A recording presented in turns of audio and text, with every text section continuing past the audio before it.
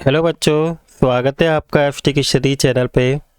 आज हम क्लास 9 का एसएसटी का जो चैप्टर नंबर 1 है पालमपुर गांव की कहानी, इस चैप्टर के इम्पोर्टेंट क्वेश्चंस देखेंगे। ये आपके अर्थशास्त्र की बुक का क्वेश्चन है, चैप्टर है, ठीक है। तो आइए हम शुरू करते हैं। इस चैप्टर से सबसे पहला जो क्वेश्चन है आपका, कृषि भूमि मापने की मानक इकाई का संक्षिप्त वर्णन कीजिए। जो हम कृषि को भूमि को मापते हैं उसकी मानक इकाई क्या है, उसके बारे में आपको बताना है। तो भारत में कृषि भूमि को मापने की मानक इकाई हेक्टेयर है और गांव में भूमि को मापने के लिए क्षेत्रीय इकाई जैसे बीघा, गुठा आदि का यूज़ करते हैं। आपने सुना होगा कि गांव में ज़मीनों को बीघा में नापते हैं, लेकिन मानक इकाई क्या है, हेक्टेयर होती है गांव की। और एक हेक्टेयर में 100 मीटर की भुजा वाले वर्ग के क्षेत्रफल के बराबर होता है। भारत में सिंचाई का संक्षिप्त वर्णन कीजिए। भारत में जो सिंचाई होती है वो नलकूप, नहरों, तालाब, कुओं के द्वारा की जाती है। भारत में सभी जगह सिंचाई की समान व्यवस्था नहीं है। देश के नदी, मैदानी तथा तटीय क्षेत्रों में सिंचाई की अच्छी व्यवस्था है। इसके विपरीत पठारी क्षेत्र जैसे दक्षिणी पठार में सिंचाई कम होती है। आज भी देश के कुल कृषि क्षेत्र के लगभग आधे क्षेत्र में ही सिंचाई होती है और शेष क्षेत्र क्या है, मुख्यतः वर्षा पर निर्भर रहते हैं। इसके बाद प्रश्न नंबर 3 है आपका, रासायनिक उर्वरक से होने वाली क्या हानियां हैं उसको बताना है। तो रासायनिक उर्वरक से क्या क्या हानि होती है। रासायनिक उर्वरक के खनिज पानी में घुलकर पौधे को तुरंत उपलब्ध हो जाते हैं, लेकिन मिट्टी इन्हें लंबे समय तक धारण नहीं कर पाती है। रासायनिक उर्वरक मिट्टी से निकलकर जो जमीन, भूमजल है, नदी तथा तालाबों को क्या कर देती है, प्रदूषित करती है। रासायनिक उर्वरक मिट्टी में उपस्थित जीवाणु और जो सूक्ष्म जीव पाए जाते हैं उनको क्या करते हैं, नष्ट कर देते हैं। और इनके प्रयोग के बाद मिट्टी पहले की तुलना में कम उपजाऊ हो जाती है, वो अच्छी उपजाऊ नहीं रहती है, ठीक है। तो इनके ज़्यादा यूज़ करने से मिट्टी का उपजाऊपन क्या हो जाता है बच्चों, ख़त्म हो जाता है। इसके बाद आपका क्वेश्चन नंबर 4 है कि ग्रामीण क्षेत्रों में विभिन्न उत्पादन क्रियाओं पर संक्षिप्त टिप्पणी कीजिए। तो गाँव वाले क्षेत्रों में विभिन्न उत्पादन क्रिया तथा गतिविधियों को 2 भागों में डिवाइड किया गया। सबसे पहला जो है कृषि क्रियाएं और दूसरा है गैर कृषि क्रियाएं। अब ग्रामीण क्षेत्रों में कृषि क्या है, मुख्य उत्पादन क्रिया होती है। सबसे मेन काम क्या होता है गांव में, कृषि का होता है, तथा गांव के लगभग 3/4 लोग क्या करते हैं, कृषि का ही काम करते हैं। ग्रामीण क्षेत्रों में कृषि के अतिरिक्त अन्य भी काम होते हैं जिन्हें हम क्या बोलते हैं, गैर कृषि क्रियाएं भी कहते हैं। और लगभग 1/4 लोग हैं जो ये गैर कृषि काम करते हैं। अब इनमें कौन कौन से काम आते हैं, जैसे पशुपालन, लघु स्त्री विनिर्माण कार्य करना, दुकानदार, परिवहन या कुटीर उद्योग, छोटे छोटे उद्योग खोल रखे हैं, ये सब क्या है, गैर कृषि क्रिया में आते हैं। इसके बाद आपका प्रश्न नंबर 5 है कि पालमपुर में बहुविध फसल प्रणाली को समझाइए। एक वर्ष में किसी भूमि पर एक से ज़्यादा फसल पैदा की जा रही है, उसी को हम बहुविध फसल प्रणाली कहते हैं। और ये भूमि के किसी एक टुकड़े में उपज बढ़ाने की सबसे सामान्य प्रणाली है। पालमपुर में सभी किसान इस प्रणाली के अनुसार कम से कम 2 मुख्य फसल पैदा करते हैं और कई किसान तीसरी फसल के रूप में क्या पैदा करते हैं, आलू भी पैदा करते हैं। इसके बाद आपका प्रश्न नंबर 6 है, भौतिक पूंजी के अंतर्गत कौन कौन सी मदों को सम्मिलित किया जाता है। तो भौतिक पूंजी का उत्पादन एक महत्वपूर्ण साधन है। भौतिक पूंजी को निम्न 2 भागों में डिवाइड किया गया है। स्थायी पूंजी, उत्पादन क्रिया में औजारों, मशीनों तथा भवनों को कई वर्षों तक उपयोग किया जाता है, जिसे स्थायी पूंजी कहते हैं। दूसरा है कार्यशील पूंजी।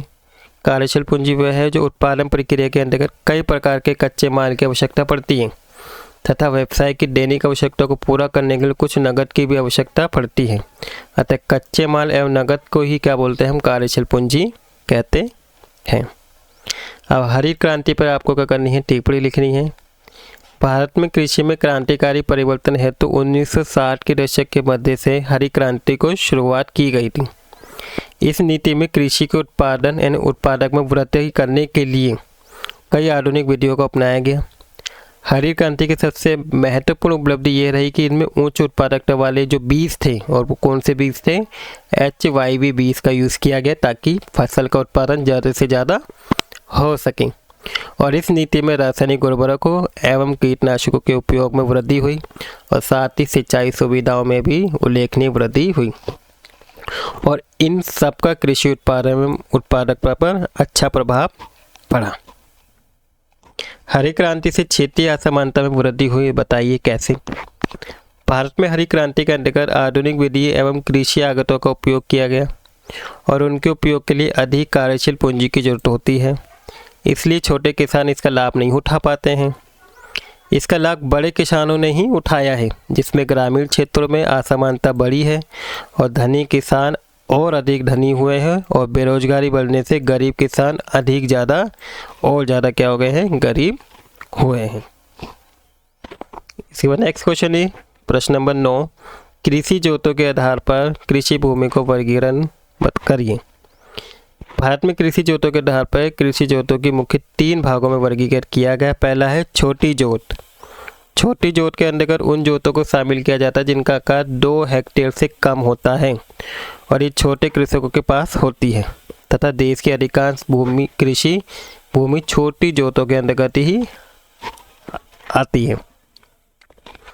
मध्यम जोतों के अंतर्गत वे कृषि भूमि आती हैं जिनका आकार 2 हेक्टेयर से ज़्यादा होता है और 10 हेक्टेयर से कम होता है। और वृहद जोतों में बड़ी जोतों के अंतर्गत वे कृषि भूमि आती है जिनका आकार 10 हेक्टेयर से ज़्यादा होता है, और ये जोतें ज़्यादातर बड़े किसानों के पास होती हैं।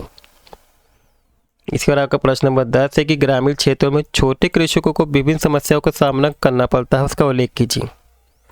तो ग्रामीण क्षेत्रों में अधिकांश छोटे कृषक हैं, उनके समूह कई प्रकार की समस्याएं आती हैं, और वो कौन सी हैं। सबसे पहली समस्या है, छोटे किसानों के पास इतनी कम भूमि होती है कि वे अपने परिवार की ज़रूरतों को पूरा नहीं कर पाते हैं और उन्हें अन्य बड़े कृषकों को यहाँ मजदूरी करनी पड़ती है, तथा बड़े कृषकों द्वारा उन्हें अत्यंत कम मजदूरी भी दी जाती है।